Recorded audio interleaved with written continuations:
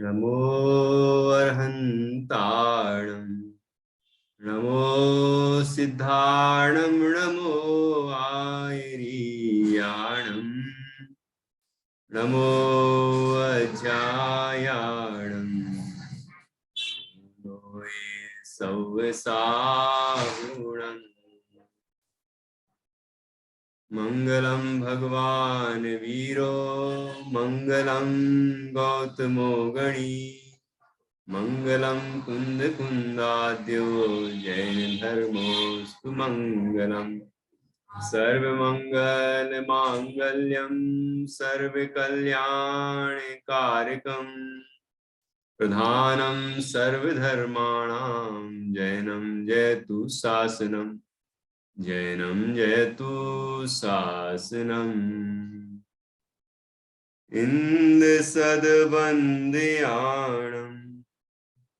त्रिभुवन हृद मधुर विशद वक्काणम अंतातीत गुणाणम नमो जिणाणम जिद भवाणम अभिवंद्यूण शिरसा अपुण भव कारणं महावीरं ते सिंपयत् भंगम मग्गं मोक्षस्य वोचामि मग्गं मोक्षस्य वोचामि। आचार्य श्री कुंद कुंद देव द्वारा रचित यह पंचास्तिकाय संग्रह परमागम है। इसका दूसरा अधिकार प्रारंभ हुआ है, जिसे आचार्य अमृतचंद स्वामी और आचार्य जयसेन स्वामी ने द्वितीय श्रुत स्कंद कहा है। पहले अध्याय को प्रथम श्रुत स्कंद और दूसरे अध्याय को द्वितीय श्रुत स्कंद कहा है। इसमें 9 पदार्थ पूर्वक मोक्ष मार्ग का वर्णन किया गया है। तो सर्वप्रथम यहाँ 9 पदार्थों का विवेचन किया जा रहा है और उसके बाद फिर मोक्ष मार्ग का अधिकार अलग से किया जाएगा, उस पर हम चर्चा करेंगे। फिर भी यहाँ मोक्ष मार्ग की सूचना दी गई पहले, और सूचना में 9 पदार्थों को आधारभूत बताया, क्योंकि जब तक 9 पदार्थों का ज्ञान नहीं होगा तो उनका श्रद्धान नहीं होगा, और 9 पदार्थों होगा तो 9 पदार्थों में जो हे गे उपादेय है वो भी ज्ञान नहीं होगा, और 9 पदार्थों में मैं भी तो एक पदार्थ हूं, मैं एक जीव पदार्थ हूं, ऐसा ज्ञान कैसे होगा यदि 9 पदार्थों का आधारभूत ज्ञान नहीं होगा। तो वो रत्नत्रय का बीज बताया गया है। सम्यक दर्शन, सम्यक ज्ञान, सम्यक चारित्र का वह बीज है। ऐसा बहुत सुंदर निरूपण किया सूचना रूप में, और फिर 9 पदार्थों का वर्णन प्रारंभ किया, जिसमें पहला पदार्थ है जीव पदार्थ। यहाँ पर किस क्रम से 9 पदार्थों का वर्णन है, कौन बताएंगे? किस क्रम से 9 पदार्थों का वर्णन किया गया है डॉक्टर निधि जी? जीव, अजीव, पुण्य, पाप, संवर, निर्जरा, बंध और मोक्ष। एक छूट गया, पुण्य पाप के बाद आश्रम। रह गया कि नहीं?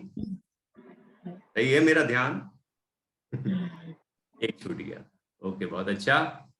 तो जीव, अजीव, पुण्य, पाप, आश्रव, संवर, निर्जरा, बंध और मोक्ष, ये 9 पदार्थ इस क्रम से आए हैं। जैसे कि समय सारणी में क्रम आया है, इसी तरह यहाँ भी क्रम आया है। ये प्रयोजन की मुख्यता से है। बाकी तत्वार्थ सूत्र में सैद्धांतिक निरूपण है तो वहां का क्रम अलग है। ठीक है, तो यहाँ सबसे पहला पदार्थ है जीव पदार्थ। तो सबसे पहले यहाँ जीव पदार्थ का विश्लेषण विस्तार से किया जा रहा है। तो 109वीं गाथा से जीव पदार्थ का वर्णन प्रारंभ किया, और 109वीं गाथा में जीव के 2 भेद बताए जो बहुत प्रसिद्ध हैं, संसारी और सिद्ध मुक्त। अब खास बात यह है कि संसारी हो या सिद्ध हो, दोनों ही चेतनात्मक हैं, चेतन स्वभाव वाले हैं, चेतन स्वरूप हैं, ये बात यहाँ विशेष आई। और दोनों का लक्षण भी एक ही है, एक सा है, उपयोग लक्षण वह भी एक सा ही है। इसके बाद फिर अंतर भी बताया कि संसारी देह सहित है और मुक्त जीव सिद्ध परमात्मा देह रहित हैं। ऐसे यहाँ पर जीव का स्वरूप संसारी और मुक्त रूप में किया। और उसके बाद जैसे तत्वार सूत्र में है संसारिणस् त्रस्थावराः, तो संसारी में त्रस और स्थावर, तो पहले स्थावर का वर्णन किया। तो 5 स्थावर हैं। कितने? 5। पृथ्वी का एक, जल का एक, अग्नि का एक, वायु का एक और वनस्पति का एक, ये 5 प्रकार के स्थावर हैं 110वीं गाथा में बताए। और वहां खास बात ये बताई कि उनके मोह का प्रबल उदय है, क्योंकि वहां पर कर्म फल चेतना की ही प्रधानता है। कर्म फल चेतना की ही प्रधानता है, वो कर्म का फल ही भोगते हैं। मोह की प्रबलता है, तो मोह से जो अनंत दुख होता है वह अनंत दुख भोगते रहते हैं। ठीक है ना, दुख भोगने का काम है। ज्ञान कितना सा प्रकट है? एक इंद्रिय मात्र, एक इंद्रिय है ना उनकी, स्पर्श इंद्रिय। तो स्पर्श इंद्रिय के संबंध में जितना क्षयोपशम होता है, स्पर्श इंद्रिया वर्ण कर्म का जो क्षयोपशम होता है, तो उतना ही ज्ञान, क्षयोपशम ज्ञान उनको प्रकट होता है। तो उतना ही स्पर्श इंद्रिय संबंधी स्पर्श मात्र को वो जान सकते हैं, इससे ज्यादा ज्ञान नहीं है। लेकिन भोगने की जो बात यहाँ बताई है वो अनंत दुख भोगते हैं, ये बात यहाँ विशेष बताई। तो ऐसी पर्याय जिसमें लगता ही नहीं कि वो दुखी हो रहा होगा। कोई आदमी हो और उसको तकलीफ हो रही हो तो हमें दिख जाए कि हाँ तकलीफ हो रही है, और बहुत ज्यादा तकलीफ हो रही हो तो बहुत ही ज्यादा दिखेगी, दिखेगी कि नहीं? लेकिन एक इंद्रिय के तो दिखती भी नहीं, ऐसा लगता नहीं कि वो दुखी हो रहा है ना।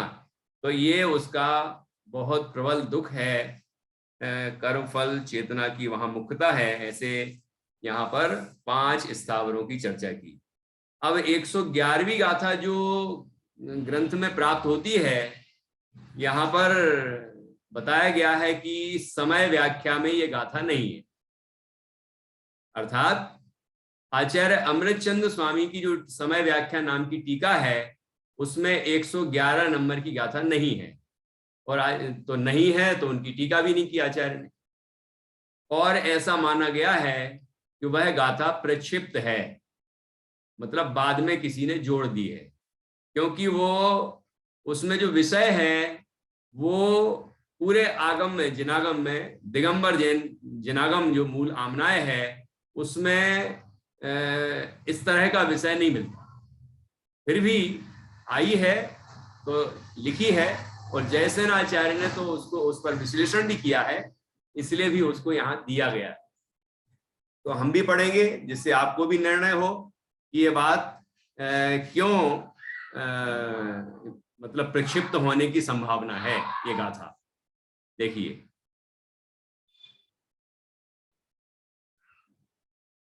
ये ऊपर 111 नंबर की गाथा दिख रही है। पहले अपन 111 पढ़ेंगे, है ना। इत्थावर इत्थावर तनु जोगा अणिनानल कायते सुतसा मन परिणाम विरहिदा जीवा इंदियाणेया।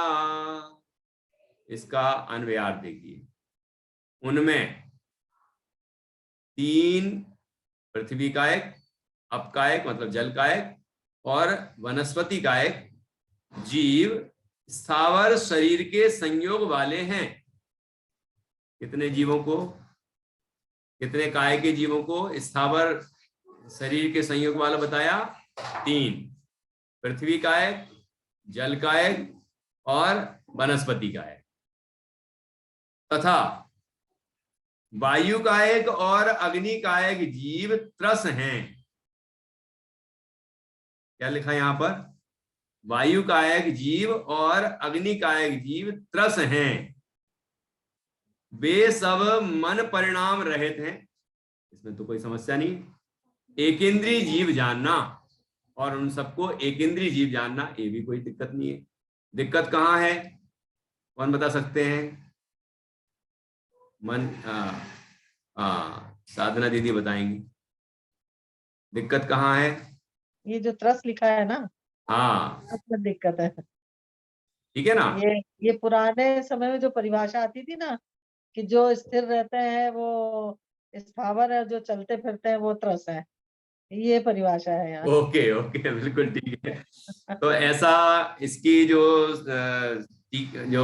भावार्थ संपादक ने लिखा है यहाँ पर, मेरे पास जो ग्रंथ है, जो डॉक्टर उत्तम चंद जी सिवनी जी ने संपादन किया है, बाबू युगल जी ने भी इसकी प्रस्तावना लिखी है।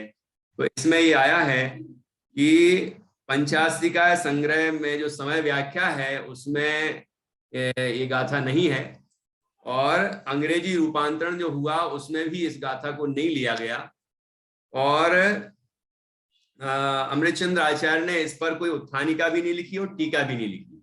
तो बाद में मतलब किसी ने आचार्य अमृतचंद्र की टीका में जोड़ दिया गया होगा गाथा के क्रम में।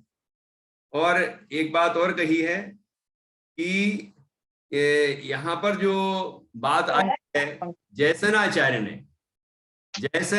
ने जो टीका लिखी, तो उन्होंने एक अपेक्षा बताई और उस अपेक्षा से कथनचित उपचार से इस बात को स्वीकार कर लिया। क्योंकि देखिए आज आचार्यों की वाणी है, ऐसा विचार करके हमें वो अपेक्षा लगानी पड़ती है कि भाई कोई अपेक्षा होगी तो उतनी अपेक्षा से वो बात बैठ जाए, उतना मात्र समझ लेना। अब ये थोड़ी कह सकते, प्रमाणित नहीं है ये बात कि प्रक्षिप्त ही है, कैसे कैसे कहते, ये संभावना है कि प्रक्षिप्त है मतलब बाद में जोड़ी गई है। तो आचार्य जयसेन स्वामी ने संगति बिठाई। क्या संगति बिठाई?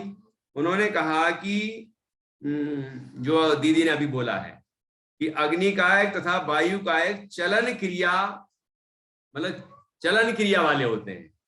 अग्नि कायक ऐसी अग्नि चलती है ना, मतलब ऊपर ऊपर ऐसी ऐसी उड़ती चलती है ना, और वायु तो चलती है, ये तो पता ही है सबको। तो इनकी चलन क्रिया देखकर उन्हें त्रसत्व रूप में कल्पित किया गया है, उपचार से इसको स्वीकार किया। लेकिन यह कल्पना श्वेतांबर मत सम्मत तो है, दिगंबर मत सम्मत नहीं है। दिगंबर मत में कहीं भी आपको इस तरह की बात नहीं मिलेगी कि इन 5 स्थावरों में से ये 2 त्रस हैं किसी भी अपेक्षा से और बाकी स्थावर हैं, ऐसा नहीं मिलता, ठीक है ना। लेकिन श्वेतांबर मान्यता में ये माना गया है। तो यहाँ भी आचार्य जयसेन स्वामी ने उतनी ही अपेक्षा लेके टीका लिखी है उस पर, ठीक है ना। तो उतना हम यहाँ जान लेते हैं कि, और आखिरी में तो फिर भी उन्होंने भी लिखा है कि फिर भी ये मैं पढ़ता हूँ समय व्याख्या, वो तात्पर्य वृत्ति, क्योंकि समय व्याख्या में तो टीका है ही नहीं, तात्पर्य वृत्ति में है, तो वो मैं पढ़ता हूँ। यहाँ नहीं मिलेगी आपको स्क्रीन पर, मैं पढ़ता हूँ। अब व्यवहार से अग्नि कायक वायु कायक जीव के त्रसपना दिखाते हैं। व्यवहार से मतलब उपचार किया है, वो क्या है देखिए। पृथ्वी कायक, पृथ्वी जल तथा वनस्पतियां, ये 3 स्थावर काय योग के कारण स्थावर कहे जाते हैं, तथा उन 5 स्थावरों के मध्य अग्नि कायक एवं वायु कायक जीवों में चलन क्रिया देखकर उन्हें व्यवहार से त्रस कहते हैं। यदि वे त्रस हैं तो क्या उनके मन होगा? प्रश्न है। नहीं, उनके मन नहीं है। उन्हें मन परिणाम से रहित तथा एकेंद्रीय जीव ही जानना चाहिए। इन्हें एकेंद्रीय जानना चाहिए कि उन जीवों को एकेंद्रीय जानना चाहिए जो अभी 2 गिनाए थे। वैसे 5 ही एकेंद्रीय हैं, लेकिन आखिरी में जो 2 गिनाए उनको एकेंद्रीय ही जानना चाहिए, वो मन रहित हैं। बाकी सब तो मन रहित हैं ही और एकेंद्रीय हैं ही। वहां स्थावर नाम कर्मोदय से भिन्न अनंत ज्ञानादि गुण समूह से अभिन्न जो आत्म तत्व है उसकी अनुभूति से रहित जीव के द्वारा जो स्थावर नाम कर्म उपार्जित किया जाता है उसके उदयाधीन पने के कारण यद्यपि अग्नि तथा वायु कायिक व्यवहार से चलन क्रियाशील हैं तथापि निश्चय से स्थावर हैं, ऐसा आशय है। अंततः निष्कर्ष तो वही है जो दिगंबर आमनाय में मान्य है।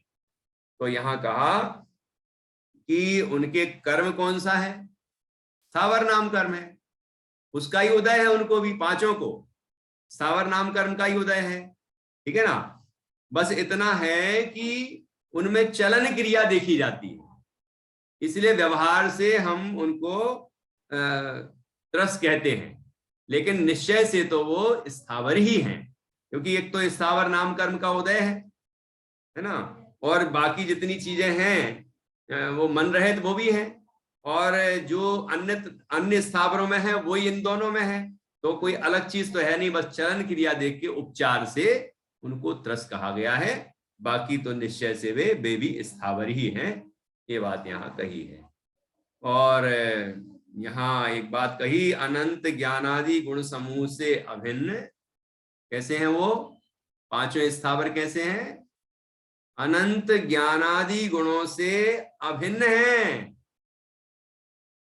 क्योंकि हम भी तो वही रहे पहले, और भगवान जो बन चुके हैं वो भी उस अवस्था में भी रहे, तो स्वभाव तो एक सही होता है, अनंत ज्ञानादि गुण उनमें भी थे, उस स्थावर में भी थे, और वही जीव आगे चल के त्रस बना और पंचेंद्री संगी पंचेंद्री हुआ और उसी जीव ने मोक्ष पाया, तो स्वभाव तो वही रहेगा, तभी तो वो प्रकट होगा, है ना।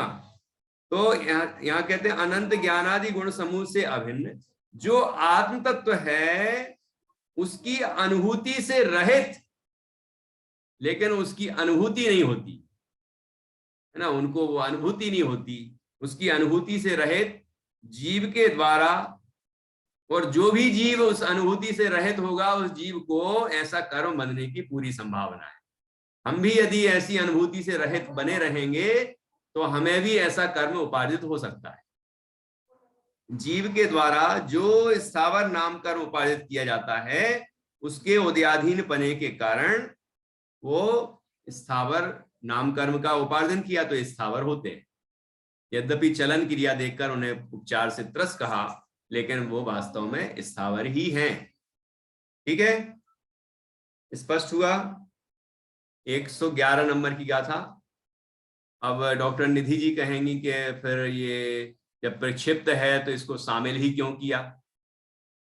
देखो, अब यदि वो साथ में मिली है गाथा आचार्य अमृतचंद की टीका में, और वो भी क्रम भी डला हुआ 110 के बाद 111 फिर 112, तो 111वें नंबर पे मिली है, तो ऐसा तो अलग नहीं कर सकते, लेकिन उसको ज्यों का तो छोड़ दिया, और जयसेनाचार्य को मिली तो उन्होंने उसकी अपेक्षा खोल दी।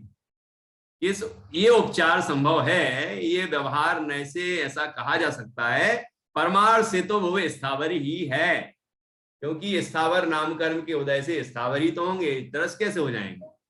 हम सबको त्रस नाम कर्म का उदय है तो त्रस है, 2 इंद्री 3 इंद्री 4 इंद्री 5 इंद्री सभी को त्रस नाम कर्म का उदय है। ऐसी और भी नाम कर्म की प्रकृतियां हैं, तो वो कर्म भी तो निमित्त है, तो वो उनके है ही नहीं त्रस वाला, तो वो त्रस कैसे हो जाएंगे। स्थावर नाम कर्म का ही उदय है, तो पांचों स्थावर ही हैं।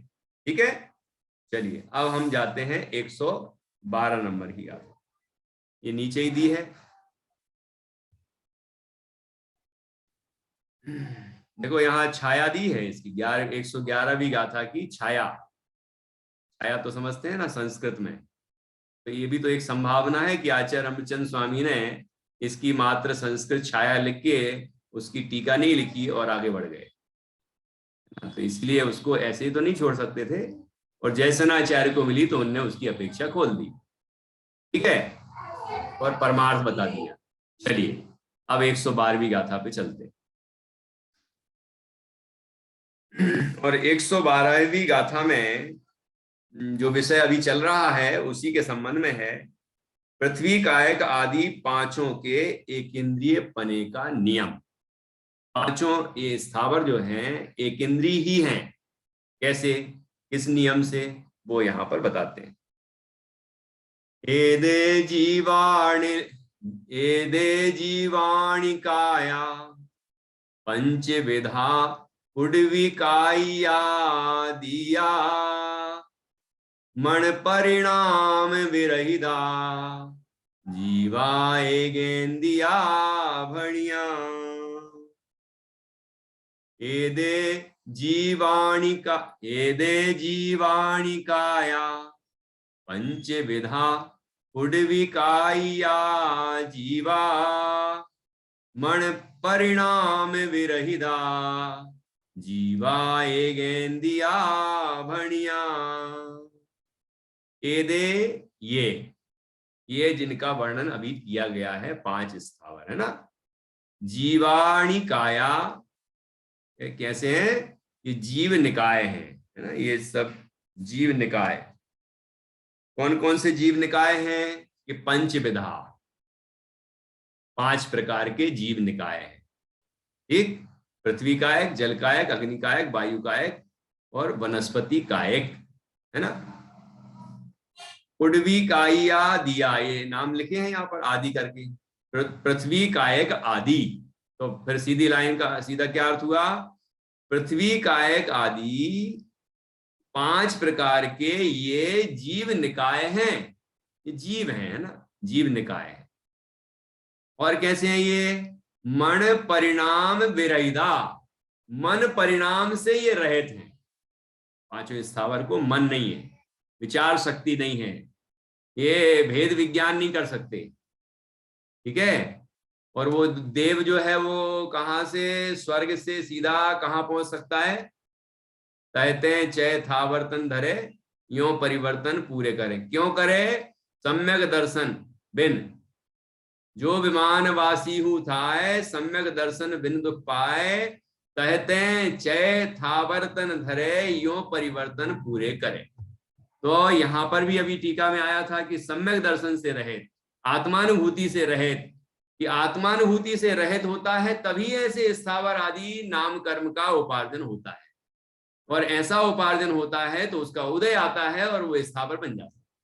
तो यदि हमें ऐसी दुर्दशाओं को प्राप्त नहीं होना हो तो आत्मानुभूति प्रकट करना चाहिए, भेद विज्ञान करना चाहिए, सम्यक दर्शन प्राप्त करना चाहिए।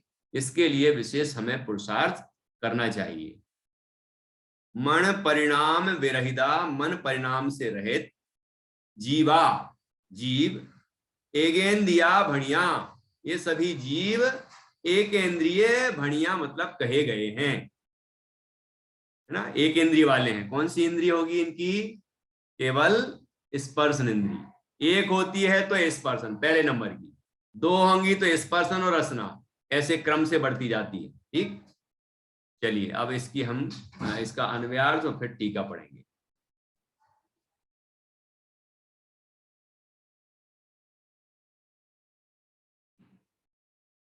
इन पृथ्वी कायक आदि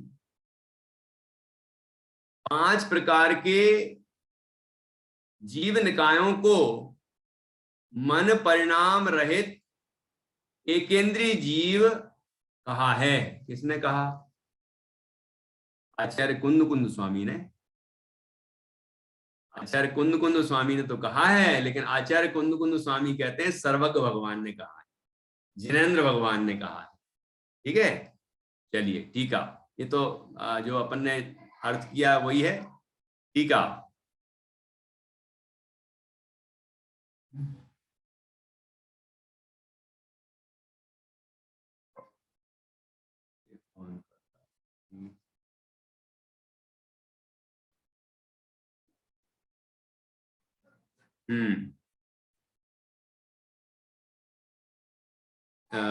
संगीता जी पढ़िए।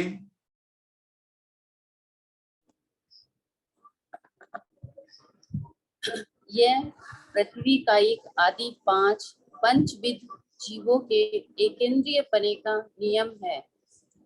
पृथ्वी कायिक आदि जीव स्पर्शन इंद्रिय के, भाव स्पर्शन इंद्रिय के आवरण के क्षयोपम के कारण तथा शेष इंद्रियों के 4 भावेंद्रियों के आवरण का उदय तथा मन के भाव मन के आवरण का उदय होने से मन रहित एक इंद्रिय है। तो क्या कहा है यहाँ पर, देखिए, जैसे हम लोग मनुष्य हैं, तो क्यों मनुष्य हैं? क्योंकि मनुष्य गति नाम कर्म का हमारे उदय है ना। और भी अनेक अनेक उदय हैं, एक एक अंगोपांग संबंधी उदय है। स्त्री नाम कर्म का भी उदय होता है, पुरुष नाम कर्म का भी उदय होता है। सब जो जिस अवस्था में प्राप्त हुआ है, जिस अवस्था को धारण किया है, उस संबंधी नाम कर्म का उदय है। ये रचना संबंधी है ना, शरीर की रचना संबंधी। तो इनके इन पांचों स्थावरों के कौन से कर्म का उदय है? तो आचार्य कहते हैं इनको स्पर्शेंद्रिय आवरण का क्षयोपम है ना, और शेष इंद्रियों के आवरण का उदय है, और मन के आवरण का भी उदय है। इसलिए वो 4 इंद्रियों से रहित हैं और मन से भी रहित हैं। केवल एक इंद्रिय संबंधी आवरण का क्षयोपम है, और वह है स्पर्श इंद्रिय। तो स्पर्श इंद्रिय मात्र उनको है, तो स्पर्श का ज्ञान वो कर सकते हैं। देखो यहाँ ब्रैकेट में भाव स्पर्श इंद्रिय ऐसे इस तरह प्रयोग किया है। ये भाव स्पर्श इंद्रिय क्या होती है निधि जी? भाव स्पर्श इंद्रिय क्या है? ये जीव का जो क्षयोपम होता है, जिसके द्वारा उसमें ये क्षमता उत्पन्न होती है कि वो जाने इंद्रियों के माध्यम से, तो जीव का क्षयोपम ही भावेंद्रिय कहलाता है। तो हमारे भी है क्या ऐसा? जी बिल्कुल। तो अपने कितना है? अपने 5 इंद्रियों का क्षयोपम है। 5 इंद्रियों के द्वारा जानने का, और 5 इंद्रिय और मन के द्वारा जानने का क्षयोपम हमारे अंदर। नहीं, तो ऐसा तो नहीं कि अभी जब अपन आंख से देख रहे हैं तो चक्षु इंद्रिय संबंधी क्षयोपम हो और बाकी क्षयोपम ना हो। सारे क्षयोपम है, उपयोग जहाँ पर जीव का होता है वो इंद्रिय जान पाती है, लेकिन क्षयोपम पूरा प्रकट होता है। जी पक्का है ना? जी। मतलब 5 इंद्रिय और मन संबंधी क्षयोपम हमारे प्रति समय प्रकट है, बिल्कुल, है ना। और हमारे 2 ज्ञान है, मति ज्ञान और श्रुत ज्ञान, दोनों संबंधी क्षयोपम प्रकट होता है कि एक समय में एक संबंधी होता है? क्रम से होता है ना। पहले मति ज्ञान के क्या क्या कहते, यह आवाय धारणा, उसके बाद भूल गई मैं क्रम एकदम से। नहीं, तो क्षयोपम भी क्रम से ही प्रकट हुआ क्या? किस संबंधी में समझी नहीं आपका। मति ज्ञान और श्रुत ज्ञान हमारे 2 ज्ञान है जी। दोनों ज्ञान संबंधी क्षयोपम एक साथ है कि दोनों ज्ञान संबंधी क्षयोपम क्रम से होता है? क्रम से ही होता है। पहले मति ज्ञान होता है उस विषय संबंधी, फिर अगर आप मतलब उस और आगे बढ़ना चाहते हो और उस विषय का डिटेल जानना चाहते हो, तो शक्ति हमारे में प्रति समय दोनों की है, लेकिन दोनों की है, लेकिन अभिव्यक्ति क्रम से होता है। अभिव्यक्ति क्रम से होती है। तो क्षयोपम भी क्रम से ही प्रकट होगा? नहीं, क्षयोपम का मतलब ही वह शक्ति है जिसके द्वारा हमें। तो फिर तो एक साथ ही हो गया ना। आप तो कह रहे हैं कि शक्ति तो एक साथ है, लेकिन वो क्षयोपम एक साथ नहीं प्रकट होता। नहीं, क्षयोपम तो है, लेकिन इस पूरी जानकारी के स्टेप्स हैं, मतलब वो अलग बात है, वो उपयोग की बात है। लेकिन क्षयोपम, मुझे अभी तो फिलहाल ऐसा लग रहा है कि क्षयोपम तो है हमारे अंदर उपलब्ध, हर चीज का हर समय। सही है। दीदी बताइए कुछ। क्षयोपम तो एक साथ ही है। बहुत अच्छा, ऐसा अलग अलग थोड़ी है। ठीक है ना। तो क्षयोपम जो है, जितना हमारे पास जो शक्ति है ना, उस संबंधी पूरा क्षयोपम प्रकट होता है। मतलब ज्ञानावरण, जो मति ज्ञानावरण और श्रुत ज्ञानावरण दोनों का क्षयोपम एक साथ होता है, लेकिन वो अलग बात है कि उपयोग में क्रम पड़ता है। जिस समय मति ज्ञान प्रयोग में आ रहा है तो श्रुत ज्ञान नहीं आ रहा है, तो वो लब्धि रूप कहलाता है। लेकिन लब्धि ही वो क्षयोपम है, मतलब प्रकट क्षयोपम है, वो प्रकट ज्ञान है। ऐसी 5 इंद्रियों मन संबंधी ज्ञान भी प्रकट रहता है, अब ये बात अलग है कि जब एक इंद्रिय संबंधी, कोई चक्षु इंद्रिय संबंधी ज्ञान का उपयोग का प्रयोग, मतलब ज्ञान का उपयोग रूप में परिणमन हो रहा है, तो बाकी इंद्रिय संबंधी नहीं हो रहा है। तो ये लब्धि और उपयोग है। तो लब्धि कहते हैं प्रकट क्षयोपशम को, और उपयोग कहते हैं जो हम जिस इंद्रिय संबंधी या जिस ज्ञान का हमारा प्रयोग हो रहा है। तो क्षयोपशम तो सभी इंद्रिय संबंधी, मन संबंधी और दोनों ज्ञान संबंधी एक साथ रहता है, लेकिन उसकी उपयोग में क्रम पड़ता है। ठीक है, स्पष्ट है? तो यहां पर क्या कहा कि उसके कितना ज्ञान प्रकट है कि केवल एक स्पर्श इंद्रिय संबंधी, है ना, क्योंकि उसके जो इंद्रिय है, द्रव्य इंद्रिय, वो केवल एक ही है, स्पर्श इंद्रिय।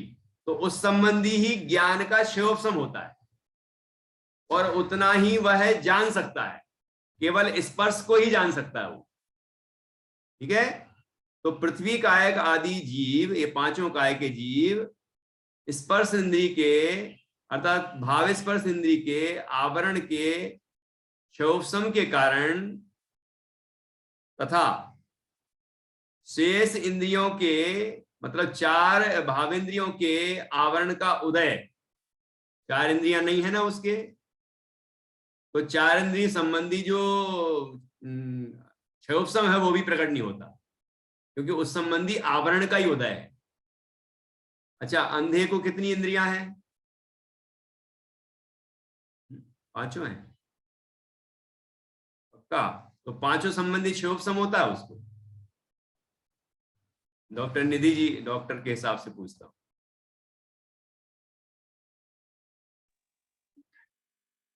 अंधे को चक्षु इंद्रिय संबंधी क्षयोपशम है कि नहीं है?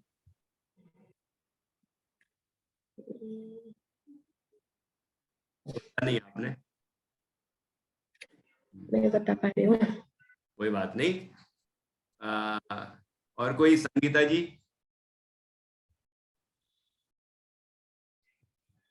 क्षयोपशम है पर व्यक्तता नहीं है। व्यक्तता क्यों नहीं है?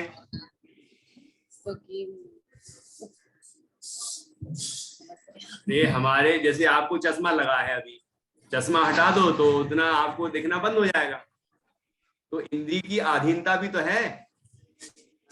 जैसे कि मोक्षमार्ग प्रकाशक में दूसरे अधिकार में ये प्रकरण आया है, कितनी कितनी पराधीनता है इन ज्ञानों में। तो चश्मा हटाते ही आपको उतना दिखना बंद हो जाएगा। तो लेकिन क्षयोपशम तो है। ऐसे वो आंख खराब हुई उसकी, तो आंख से नहीं देख पा रहा है, लेकिन क्षयोपशम तो जीव का है। क्षयोपशम तो हाँ जीव को प्रकट हुआ है। वो इंद्रिय की अधीनता, इंद्रिय की पराधीनता होने से उसको वो देख नहीं सकता।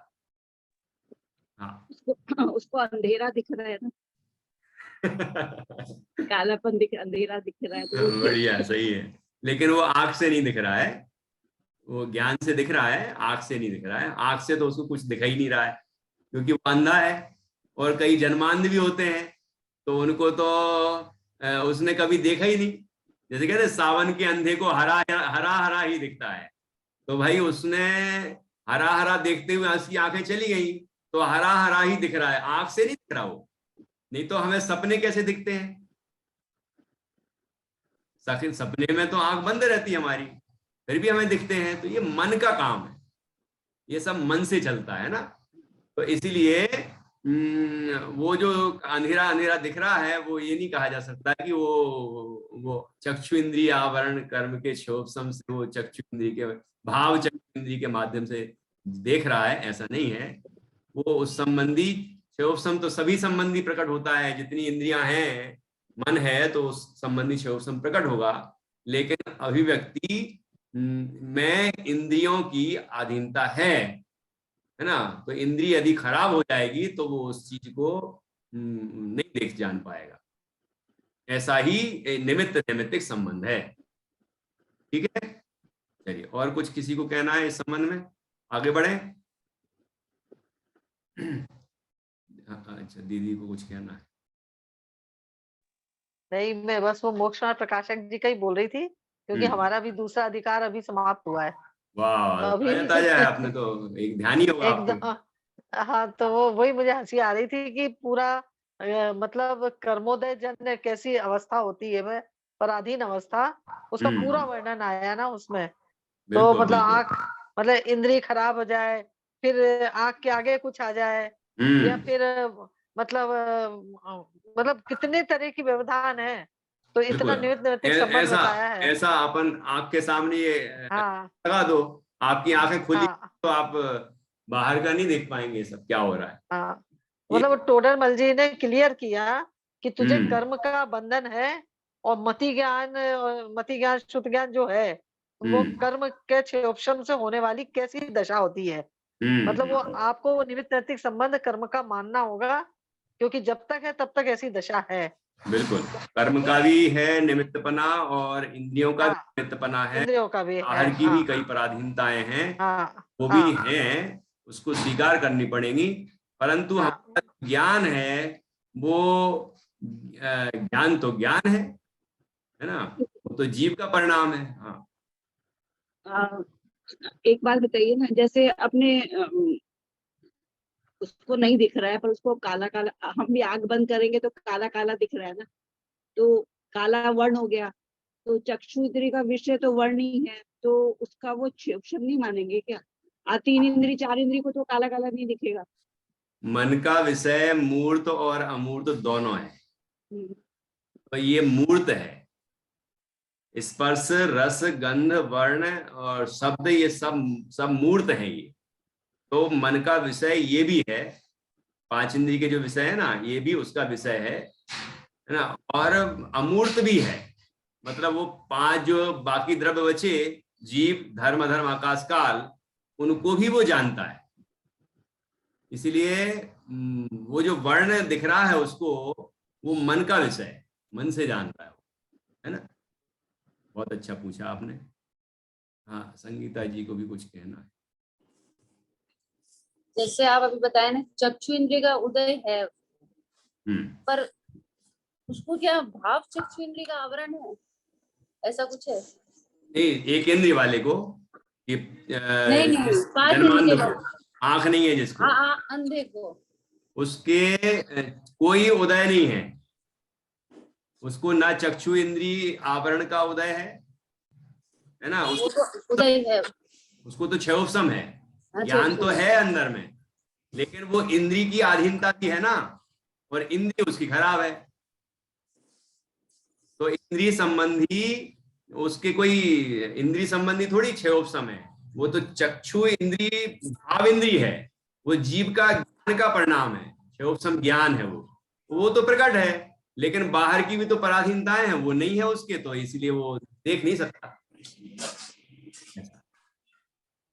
मतलब ये कि उस पंचेंद्रिय जीव को कोई भी इंद्रिय संबंधी आवरण का उदय नहीं है, उसको तो क्षयोपशम प्रकट है। ठीक है, सभी इंद्रिय संबंधी। अब ये बात अलग है कि उस इंद्रिय संबंधी